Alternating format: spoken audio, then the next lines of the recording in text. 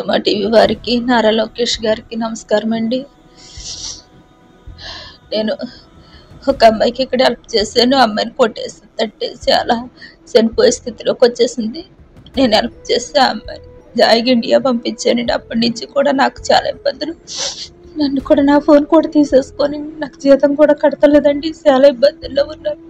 నేను అన్ని చెప్పడానికి ఫోన్ కూడా మాట్లాడినవరండి. ఇక్కడ ఎలాగన్నా ఇండియా పంపించండి. ఇప్పుడు నా కుటుంబం చాలా ధ్యాన స్థితిలో ఉంది. డబ్బులు పంపించక నా కుమారుడు నా కొడుకు కూడా బాగోక జీతాలు కట్టుకు ఊరికనే పని చేస్తున్నాను సార్. ఇక్కడ నా ఆరోగ్యం అస్సలు బాగాలేదు, పని చేయలేకపోతున్నాను. మీరే నాకు హెల్ప్ చేయండి సార్. ప్లీజ్ నన్ను ఎలాగన్నా ఇండియా తీసుకురండి సార్. నమస్తే, వెల్కమ్ టు సుమన్ టీవీ. బతుకు తెరువు కోసం గల్ఫ్ దేశాలకు వెళ్లి అవస్థలు పడుతున్న వారి సంఖ్య రోజు రోజుకు పెరుగుతూనే ఉంది. రీసెంట్ గానే మనం ఎడారి దేశాల్లో చిక్కుకున్న ఏజెంట్ చేతిలో మోసపోయి చిక్కుకున్న బాధితులు ఎవరైతే ఉన్నారో వాళ్ళని తిరిగి స్వదేశానికి తీసుకొచ్చిన ఘటనలు అయితే మనం చూసాం. అయితే ఇంకా చాలా మంది ఈ ఘటన తర్వాత చాలా మంది బయటకు వస్తున్నారు. అక్కడ తాము హింసలు పడుతున్నాము, మమ్మల్ని తిరిగి మా దేశానికి తీసుకెళ్ళండి అంటూ కూడా చాలా మంది వినిపిస్తున్న వార్త అయితే ఇది. ప్రస్తుతం మనకైతే దాదాపు ఒక 10-15 రోజుల నుంచి కూడా ఒక ఆమె అయితే కాల్ చేస్తూ ఉన్నారు, అలాగే వీడియోస్ కూడా పెడుతూ ఉన్నారు. అక్కడ ఆమె చాలా బాధలు పడుతున్నానని, హెల్త్ ఇష్యూస్ తో సఫర్ అవుతున్నానంటూ కూడా ఆవిడ చెబుతోంది. అయితే ఆవిడ వెళ్లి సంవత్సరన్నర కావస్తోంది. తను లేడీస్ ప్రాబ్లమ్ తో, హెల్త్ ఇష్యూస్ తో బాధపడుతున్నాను, అక్కడ ఎవరు కూడా హాస్పిటల్లో చూపించట్లేదు, నా పరిస్థితి రోజు రోజుకి దిగజారిపోతోంది, నన్ను ఎలాగైనా స్వదేశానికి తీసుకెళ్లేందుకు సాయం చేయండి అంటూ కూడా తరచూ తాను వీడియోస్ కానీ అలాగే ఫోన్స్ కానీ చేయడం అయితే జరుగుతోంది. దీనికి సంబంధించి ఆవిడకి సంబంధించిన కుటుంబ సభ్యులు అయితే మనతో ఉన్నారు. అసలు వాళ్ళని అడిగి తెలుసుకుందాం. అమ్మా, ఆవిడ మీకు ఏమవుతారు అసలు? మా పాప అండి. ఎన్నాళ్ళు అయిందమ్మా వెళ్ళి? పాప వెళ్ళి సంవత్సరం అయింది మేడం. అయితే ఆవిడ అక్కడికి వెళ్తుందని మాకు తెలియదండి. తెలియకుండానే వెళ్ళిపోయిందని మాతో ఎవరితో చెప్పకుండా పోయిందండి. ఏ హైదరాబాద్ పనిలోకి వెళ్తుంది అనుకున్నాం, కానీ మేము అంత దూరం వెళ్తుందని తెలియదండి. తెలిస్తే మేము ఆఫ్ చేసుకుందాం మేడం. అయితే తన భర్త తనకి ఏ స్థితిలో కూడా సాయం చేయడు. భర్త అతను తాగేసి ఇష్టం వచ్చినట్టు తిరుగుతాడు మేడం. ఆ పాపకి ముగ్గురు బాబులండి. బిడ్డల కోసం అప్పులు చేసేసి అప్పులు ఎలా తీర్చుకోవాలో తెలియక, బిడ్డలు ఎలా పెంచుకోవాలో తెలియక మాకు ఎవరికి చెప్పకుండా పోయింది మేడం. పోయిన తర్వాత మాకు 15 రోజుల దాకా ఫోన్లు చేయలేదండి. ఎక్కడికి వెళ్ళింది అనుకుంటే తర్వాత ఒక 2 నెలలు పోయిన తర్వాత ఫోన్ చేసిందండి. అక్కడ ఉన్నట్టుకుందని అనుకున్నాం మేడం.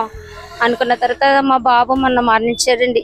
మరణించినప్పుడు వీడియోలు తీసి కూడా పంపించామండి. పంపిన పాప వచ్చేస్తానని ప్రయత్నం చేసింది. రావద్దమ్మా, ఎందుకు దూరంగా వెళ్ళావు కదా, అక్కడ భవిష్యత్తులు పోగొట్టుకోవడం ఎందుకు బాగాలని మేము అన్నాం మేడం. అన్న తర్వాత మళ్ళీ ఆగిపోయింది. ఇంకా అప్పుడు మా బాబు చచ్చిపోయిన కాడి నుంచి ఆవిడ సరిగా ఆహారం తినకపోవడం, టెన్షన్ పెట్టుకోవడం వల్ల ఆవిడకి ఒంట్లో బాగుంటలేదంట మేడం. బాబు పోయి నెల కూడా అవ్వలేదండి. ఆ పాప కూడా ఏమన్నా అవుతుందని మాకు భయంగా ఉన్నది మేడం. దయచేసి మా మీద దయించి పాపను కనుకరించి మా మధ్యకి తీసుకురామని మేము మిమ్మల్ని కోరుకుంటున్నాం అండి. అమ్మ, ఆవిడ మీకు ఏమవుతారు? మా అత్తయ్య గారు మేడం. మీ అత్తయ్య గారు. ఎన్నాళ్ళు అయింది మీ అత్తయ్య గారు? సంవత్సరంన్నర అవుతుంది మేడం. ఆవిడ పంపితేనే మా కుటుంబ ఆర్థిక పరిస్థితి అంతా గడుస్తుంది మేడం. కానీ గత 5 నెలలుగా ఆవిడ మాకు రూపాయి కూడా పంపట్లేదు మేడం. నెక్స్ట్ ఏంటంటే మా ఆయన గారి హెల్త్ తోటి బాగాలేదండి. ఆయన గారు ఏమో ఇంట్లోనే ఉంటున్నారు మేడం. మా హస్బెండ్ గారు బాగోక కుర్రలు చదువులకి కూడా ఫీజులు కట్టట్లేదు మేడం. దాంతోపాటు ఆవిడ వచ్చేస్తానన్నారు మేడం. మళ్ళీ ఇప్పుడు ఏమైందో తెలియదు, ఫోన్లు చేయట్లేదు. నెక్స్ట్ ఏంటంటే చాలా బాధగా డబ్బులు కట్టేయమంటున్నారు. 1,70,000 చూడండి నేను వచ్చేస్తానని గత 15 రోజుల బట్టి నుంచి ఆవిడ చాలా బాధపడి ఫోన్ చేస్తుంది మేడం. మాకైతే మాకు మనిషి కావాలి కదా మేడం. ఇప్పటికన్నా మా అత్తయ్య గారు మాకు కావాలి కదా మేడం. మేమంతే అంతా సంపాదించుకుని 1,70,000 తెచ్చి అంత స్తోమత అయితే మాకు లేదండి.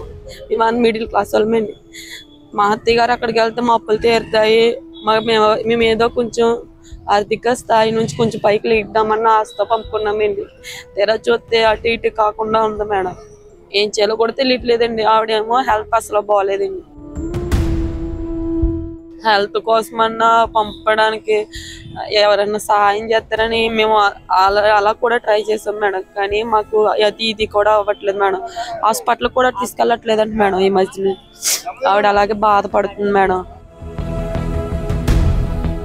మీరు చెప్పండి అమ్మా, మీరు ఏమవుతారు ఆవిడకి? ఆవిడ మా ఆడబడుచు అండి.